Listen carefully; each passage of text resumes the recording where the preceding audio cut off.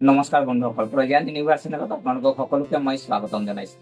আজি আমি লৈ আহিছোঁ আজি আপোনাৰ যিহেতু আপোনাৰ আগন্তুক মে মাহৰ যি আপোনাৰ মাহেকীয়া সিংহ ৰাশিৰ ফলাফল, গতিকে আজি আপোনাৰ মে মাহটো আপোনাৰ কেনেকৈ যাব আজি তাৰ ওপৰত আমি যিহেতু আলোচনা কৰিম।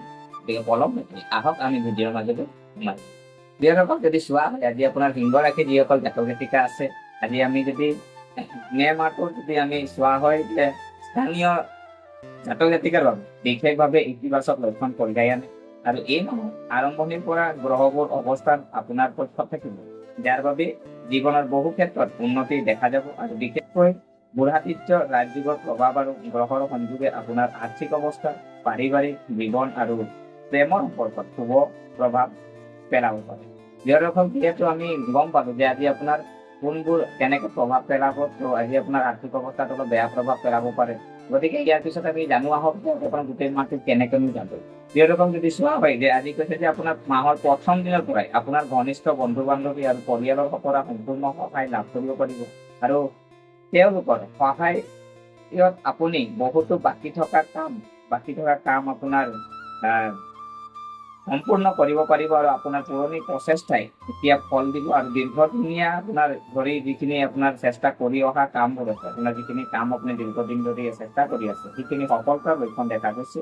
আৰু বিশেষকৈ আপোনাৰ কথাটো হ'ল যে বজাৰত আপুনি আবদ্ধ হৈ থকা টকাবোৰ হঠাৎ ঘূৰি আহিব পাৰে। যিখিনি আপোনাৰ বাহিৰত আপোনাৰ আবদ্ধ টকা আছে সেইখিনি আপোনাৰ ঘূৰি অহা আছে। তাৰপিছত ইয়াৰ পিছত কৈছে যে আপোনাৰ যিটো আপোনাৰ বাবে সকাহৰ বিষয় হ'ব। তো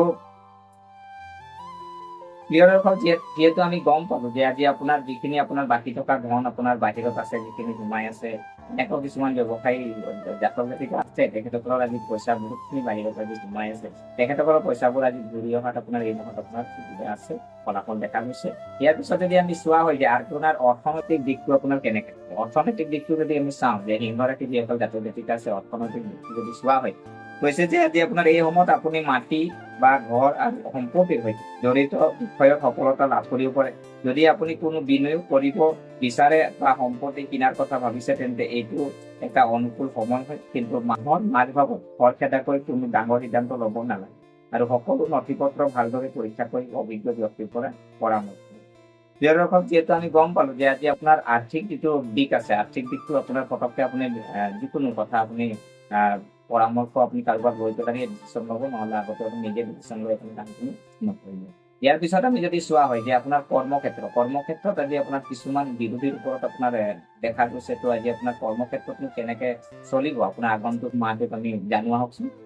যদি চোৱা হয় আজি আপোনাৰ যি মে মাহত কৈছে যে আপোনাৰ কৰ্মক্ষেত্ৰত সজাগ হ'ব লাগিব আৰু কিছুমান প্ৰতিদ্বন্দ্বী বা প্ৰতিযোগীয়ে আপোনাৰ পৰিকল্পনাৰ ব্যাঘাত জন্মাব পাৰে আৰু আপোনাৰ লক্ষ্যৰ পৰা বিচলিত কৰিব পাৰে। আৰু এনে পৰিস্থিতিত আপুনি নিজৰ বিবেচনা আৰু বুজাবুজিৰে কাম কৰিব লাগিব। আপুনি যদি আপোনাৰ কৌশলম গোপনীয় কৰি ৰাখে আৰু কেৱল বিশ্বাসযোগ্য মানুহৰ সৈতেহে শ্বেয়াৰ কৰে, তেন্তে ভাল হ'ব। যিহেতু আমি গম পালো যে আজি আপোনাৰ কৰ্মক্ষেত্ৰ যিহেতু আমি গম পালো, ইয়াৰ পিছত আমি যদি চোৱা হয় আজি আপোনাৰ পাৰিবাৰিক দিশটোনো আপোনাৰ কেনেকে যাব। পাৰিবাৰিক দিশটো যদি চোৱা হয় সিংহ ৰাশি জাতক জাতিকাৰ কাৰণে যে আপোনাৰ মে মাহটো আপোনাৰ পাৰিবাৰিক দিশটোনো কেনেকে যাব জানো আহকচোন। যদি চোৱা হয় আজি আপোনাৰ যিসকল সিংহ ৰাশিৰ জাতক জাতিকা আছে, তেখেতসকলৰ কাৰণে যদি আমি মাহৰ মাজভাগত আপোনাৰ ভাই ভনীৰ সহায় আপোনাৰ বাবে উপকাৰী হ'ব আৰু তেওঁলোকৰ সহযোগত যিকোনো কাম সম্পাদন আপুনি কৰি সফলতা লাভ কৰাৰ সম্ভাৱনা দেখা গৈছে। আৰু ঘনিষ্ঠ বন্ধুৰ লগত মতানৈক্যৰ সম্ভাৱনা থাকিলেও সৰু সৰু কথাবোৰক আপুনি আওকাণ কৰিবলৈ শিকিলে এই উত্তেজনাবোৰ এৰাই চলিব পাৰিব। আৰু আমি মাহৰ মাহটোৰ দ্বিতীয়াৰ্ধত আপোনাৰ প্ৰথমটোতকৈ আৰু অধিক অনুকূল হ'ব আৰু এই সময়ত আপোনাৰ সিদ্ধান্ত গ্ৰহণৰ ক্ষমতা বৃদ্ধি পাব আৰু আপুনি সঠিক দিশত আগবাঢ়িব পাৰিব আৰু বন্ধু বান্ধৱীৰ লগত হোৱা ভুল বুজাবুজি আপুনি সমাধান হ'ব আৰু এই সময়ত কৰ্মক্ষেত্ৰতো পৰিস্থিতি আপোনাৰ পক্ষত হ'ব পাৰে। যিহেতু আমি গম পালো যে আজি আপোনাৰ কৰ্মৰ দিশটো, আপোনাৰ কৰ্মক্ষেত্ৰৰ দিশটো বা পাৰিবাৰিক দিশটো আমি যিহেতু আলোচনা কৰিলো। ইয়াৰ পিছত আমি যদি চোৱা হয় আজি আপোনাৰ প্ৰেম বিবাহৰ যিটো দিশ আছে, প্ৰেম বিবাহৰ দিশটো যদি আমি আলোচনা কৰিম যে আজি আপোনাৰ মে মাহত আপোনাৰ কেনেকে যাবলৈ গৈ আছে। যদি চোৱা হয় আজি আপোনাৰ মে মাহত আজি আপোনাৰ প্ৰেমৰ যদি আমি দিশটো চাওঁ, কৈছে যে প্ৰেমৰ সম্পৰ্কত এই মাহত আপোনাৰ বৈবাহিক জীৱনৰ বাবেও মে মাহৰ শেষত অতি শুভ হ'ব। আৰু যদি আপুনি সম্পৰ্কত থাকে, তেন্তে আপোনাৰ সংগীৰ সৈতে আপোনাৰ বন্ধন অধিক শক্তিশালী হৈ উঠিব। অবিবাহিত জাতক জাতিকাৰ বাবে এইটো এটা ভাল সময় আৰু প্ৰস্তাৱ গ্ৰহণৰ বা অনুভৱ প্ৰকাশৰ বাবে ই এটা উপযুক্ত সময় হ'ব আৰু বিবাহিত জীৱনত মধুৰতা বা বুজাবুজিৰ পৰিৱেশ গঢ়ি উঠিব। প্ৰিয়ৰবাবু, যিহেতু আমি গম পালো যে আপোনাৰ প্ৰেমৰ যিটো প্ৰেম বা বৈবাহিক জীৱন আমি যিহেতু চালো এই মাহত আপোনাৰ কেনেকে যাব, ইয়াৰ পিছত আমি যদি চোৱা হয় আপোনাৰ স্বাস্থ্যনো আপোনাৰ কেনেকে যাব বুলি আছে।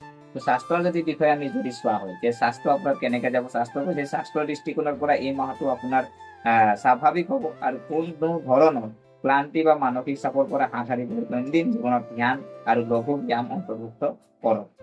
আৰু আপোনাৰ বিশেষ যদি আমি প্ৰতিকাৰ যদি আমি চাওঁ, আজি যিহেতু আপোনাৰ প্ৰতিকাৰ যদি আমি চাওঁ যে এই মাহত আপুনি কি কৰিব যিটো প্ৰতিকাৰত আপোনাৰ মানে যিখিনি আহ যিখিনি আপোনাৰ অশুভ ফল আছে সেই অশুভ ফলটো যাতে শুভত আজি পৰিণত হয়, তো তাৰ কাৰণে প্ৰতিকাৰ কিছুমান আছে। প্ৰতিকাৰ কৈছে যে আপোনাৰ প্ৰতিদিনে পুৱা পাৰিলে আপুনি সূৰ্যক পানী আগবঢ়াওক আৰু আদিত্য হৃদয় স্তুতি আপুনি আবৃত্তি কৰক আৰু ৰঙা ৰঙৰ কাপোৰ বা ৰুমাল ব্যৱহাৰ কৰক। আৰু মংগলবাৰে পাৰিলে আপুনি হনুমানজীক আপুনি যিমান পাৰে আজি আপোনাৰ সামৰ্থ্য অনুসাৰ হনুমানজীক আপুনি আহ মানি চলক। আজি হনুমানজীক আজি ক'বলৈ গ'লে হনুমান মন্দিৰ আছে, তাতো যাওক। আজি আপোনাৰ ধূপ ধূনা বন্তি আপুনি কৰক, তেতিয়াও আপোনাৰ শুভ দিন, আপোনাৰ শুভ মাহটো আপোনাৰ ধুনীয়াকৈ যাব। প্ৰিয় দৰ্শক, গতিকে আশা কৰো আপোনালোকে ভিডিঅ'টো চাই ভাল পালে। যদি এই ভিডিঅ' আপোনাক কিঞ্চিত মানুহ লাভান্বিত কৰিছে তেনেহলে লাইক কৰিব, শ্বেয়াৰ কৰিব আৰু যদি আমাৰ চেনেলটো ছাবস্ক্ৰাইব কৰা নাই অনুগ্ৰহ কৰি ছাবস্ক্ৰাইব কৰি আমাক উৎসাহিত কৰিব বুলি আশা থাকিব। পুনৰ লগ পোৱাৰ প্ৰতিশ্ৰুতিৰে আজিলৈ আমি বিদায় মাগিলো। ধন্যবাদ।